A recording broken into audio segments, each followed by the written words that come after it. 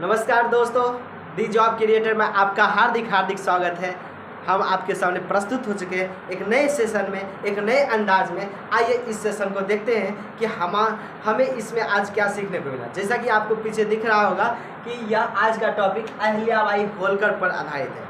दोस्तों, अहिल्याबाई होलकर एक बहुत ही बड़ी उस समय की महारानी हुआ करती थी, जिनके द्वारा शिक्षा जगत में या फिर मंदिरों के विकास में इन्होंने काफ़ी बड़ी भूमिका निभाई। आपको बताएंगे आगे इस वीडियो में कि किस तरह से इनके द्वारा एक कृत्य किया गया जो कि न्याय की देवी भी इनके सामने सर झुकाती होंगी। ऐसा इन्होंने एक न्यायप्रद फैसला लिया था।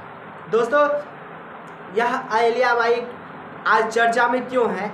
क्योंकि 2025 जो अभी वर्तमान वर्ष है, इस वर्ष में इनका 300वां जयंती मनाया गया। 300वां जयंती खास होने के कारण इनकी चर्चा आज विशेष रूप से होने लगी है। अहिल्याबाई होलकर के बारे में कहा जाता है 681 करोड़ रुपये में इनका एक स्मारक स्थल का यानी कि स्मारक परियोजना की शुरुआत की गई महाराष्ट्र सरकार के द्वारा। और दोस्तों, महाराष्ट्र सरकार के द्वारा इसलिए शुरू की गई क्योंकि इनका जन्म हुआ था महाराष्ट्र के चौंडी क्षेत्र में। महाराष्ट्र के चौंडी क्षेत्र में अहिल्याबाई होलकर का इनका जन्म हुआ था और वह तिथि थी 31 मई 1725 को। 31 मई 1725 जो और वर्तमान में 2025 होने के कारण पूरे 300 साल, और 300 साल होने के कारण यह जो अहिल्याबाई का जो जन्मदिन था 31 मई, यह बड़ा ही मतलब कि एक यादगार घटना के रूप में हुआ, क्योंकि 681 करोड़ में इनके स्मारक परियोजना के लिए योजना तैयार की गई। और इनका जन्म कब हुआ था दोस्तों? 31 मई 1725 में महाराष्ट्र के कहाँ? तो चौंडी में। आइए हम देखते हैं इनके बारे में और आगे क्या था। इनका एक खास भी बताएंगे क्यों इनके सामने न्याय के देवी सर झुकाते होंगे, यह भी आपको बताएंगे। लेकिन उससे पहले थोड़ा इनकी परिचय। दोस्तों, इनकी प्रारंभिक शिक्षा शुरू होती है। प्रारंभिक शिक्षा जो होती है हर एक माँ पिता के द्वारा दी जाने वाली जो घर से शुरू होती है, और यहाँ पर इनकी शिक्षा भी घर पर शुरू। और इस समय वे शिक्षित हुए जिस समय स्त्रियों को शिक्षित विहीन रखा जाता था, यानी कि स्त्रियों की शिक्षा नहीं दी जाती थी। उस समय इनकी घटना घटती है। दोस्तों, यह जो है थी इनका घुड़सवारी, तीरंदाजी, तलवारबाजी, यानी कि उस समय जिस समय स्त्रियों को शिक्षा से वंचित रखा जाता था, उस समय इनको तीरंदाजी, घुड़सवारी, इसके अलावा तलवारबाजी चलाने के लिए इनको माहिर किया जाता है। और फिर कहा जाता है दोस्तों, ऐसे अलग अलग पुस्तकों के अनुसार कहा जाता है इनकी शादी मात्र 8 साल में या कहीं पर 10 साल ऐसा दिया जाता है। 8 साल में इनकी शादी या 10 साल में इनकी उम्र में इनकी शादी हो जाती है। और लगभग 1725 में अगर जन्म हुआ तो 1725, 1733 या 1735 के आसपास शादी होती है। और 12 वर्षों के बाद इनकी जो शादी होती है वह मालवा के थे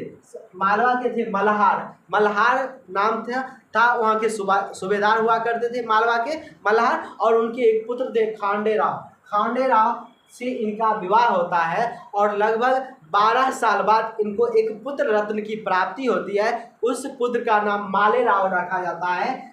और इनको 3 साल बाद इनकी एक पुत्री होती है जिनका नाम है मुक्ताबाई। पुत्र का नाम माले राव। ध्यान से सुनिएगा दोस्तों, पुत्र का नाम माले राव और पुत्री का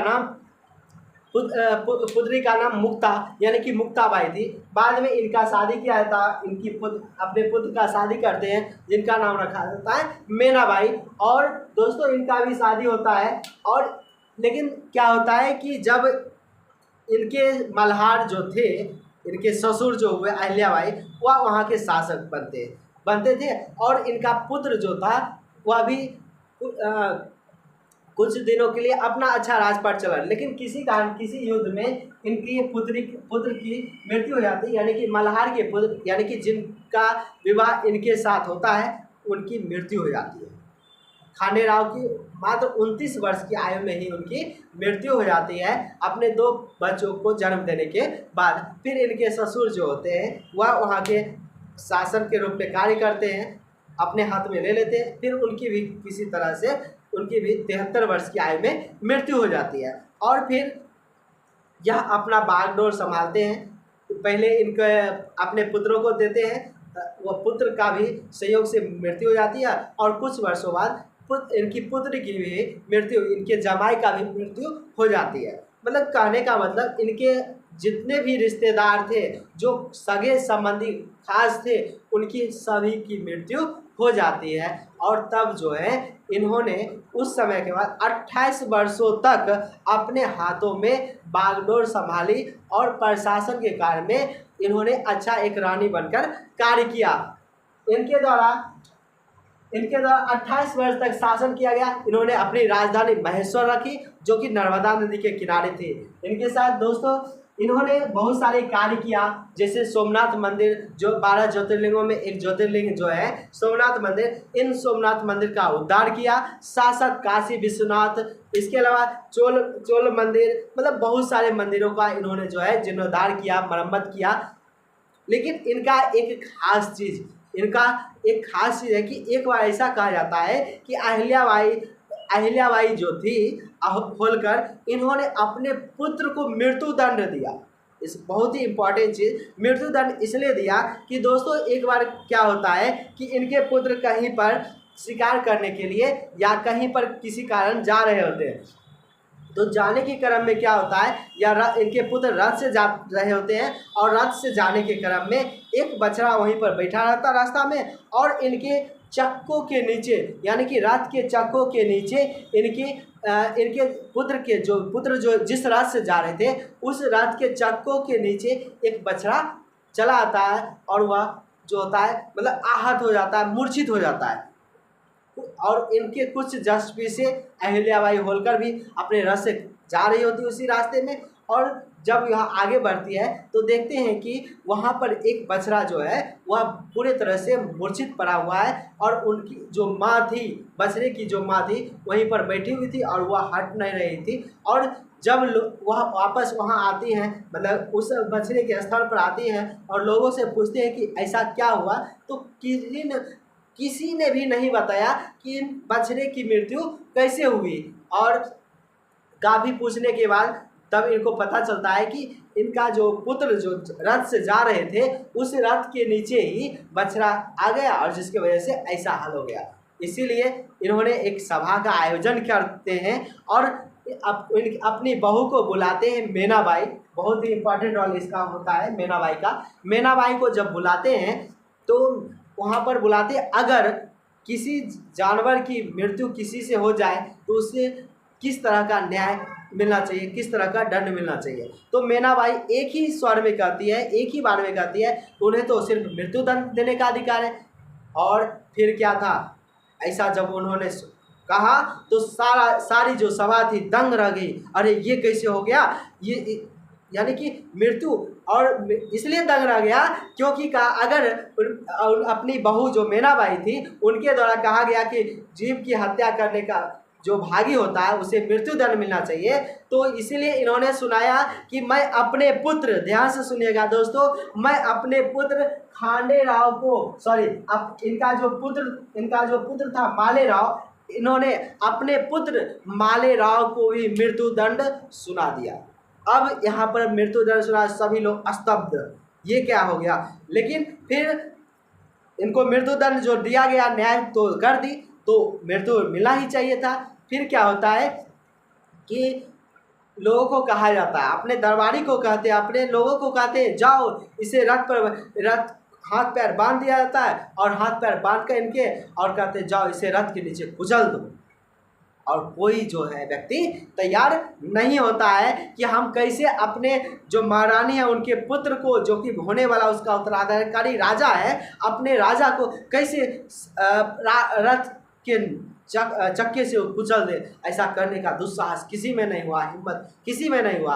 अंत में जब किसी में हिम्मत नहीं होता है तो अहिल्याबाई होलकर खुद रथ को लेकर कहती मैं ऐसा करूँगी, और उसे हाथ पैर बांध कर वहीं लिटा दिया जाता है। और कहा जाता है दोस्तों, जहाँ पर उस बछड़े को मूर्छित किया गया था वहीं पर उसको ले जाया जाता है, और अहिल्याबाई जो होलकर थी अपने रथ को आगे बढ़ती है तो वह जो बछड़ा था अचानक से उठ खड़ा होता है, और उठ खड़ा होने के बाद, उसी दिन की घटना है, उठ खड़ा होने के बाद वह रथ के आगे चले आती है। बछड़ा जब रथ के आगे चला आता है तो अहिल्याबाई होलकर उसको हटाती है कि हट जाओ, अपने इशारों से या किसी तरह वह हटाती है, लेकिन बार बार वह जो है बछड़ा सामने रथ, जैसे वह रथ आगे चलाती है होलकर जी, और आगे वह बछड़ा चला आता है। बार बार ऐसा करने पर अंत में सभी लोगों के कहने पर कि चूँकि बछड़ा तो बोल नहीं सकता था, जीभ बोल नहीं सकता था, इसीलिए लोगों का कहना हुआ कि बछड़ा भी नहीं चाहती है कि आप अपने पुत्र को मृत्यु की सज़ा दे, इसे छोड़ दिया जाए, क्योंकि अब बछड़ा भी तो जीवित तो है, अब इसे कोई प्रॉब्लम नहीं है। और बछड़ा भी यही चाह रही है कि वह बोल नहीं सकता है, लेकिन वह समझाने की कोशिश कर रहा है कि इसे मृत्यु नहीं मिलनी चाहिए, और अंत में जो है वह मृत्यु का मार्ग त्याग देती है। और दोस्तों वह बहुत सारे दिनों तक जो है उसके बाद उसका नाम ख्याति और बढ़ जाता है। इसीलिए दोस्तों कहें कि न्याय की देवी भी इनके सामने सर झुकाती होगी, जिन्होंने अपने पुत्र को भी मृत्यु दंड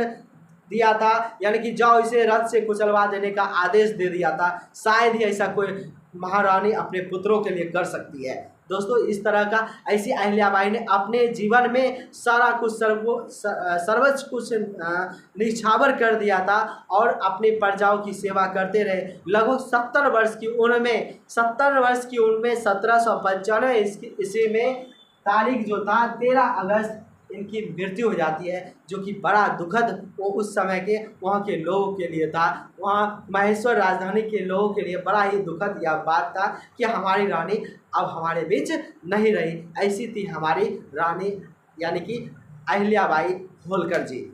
इसीलिए इनको एक अंग्रेज व्यक्ति था जिनका नाम था जॉन की ने इनको एक उपाधि दिया था, दार्शनिक रानी का उपाधि। जॉन की एक अंग्रेज था, इनको एक दार्शनिक रानी का दिया था, जो कि अपने समय में दार्शनिक रानी यानी कि अहिल्याबाई होलकर, उनके जैसा कोई महारानी नहीं हुई। ऐसी थी हमारी यह महारानी। इसीलिए महाराष्ट्र सरकार ने इतना रुपया खर्चा करके इनके स्मारक स्थल को एक यादगार बनाने की कोशिश की, ऐसी परियोजना चलाई।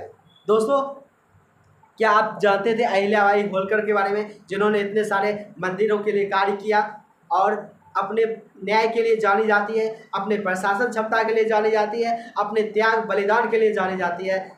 ऐसी थी हमारी अहिल्याबाई होलकर, जो कि काफ़ी अब हमारे साथ तो नहीं है, पर वह हमारी यादों में रह कर रह गई, यानी कि एक इतिहास बन कर रह गई। और इसका इतिहास आप लोग जानते थे? हमें कमेंट कर जरूर बताएं। और दोस्तों कैसा लगा इतिहास? क्या और भी किसी का इतिहास जानना चाहते हैं तो हमें कमेंट कर जरूर बताएं। दोस्तों इसी तरह का हम आपको एक नई चीज़, जैसा आपसे वादा किए थे कि देते रहेंगे, और आपके सामने आज का यह अगला सेशन था, हमने आपके बीच लाया।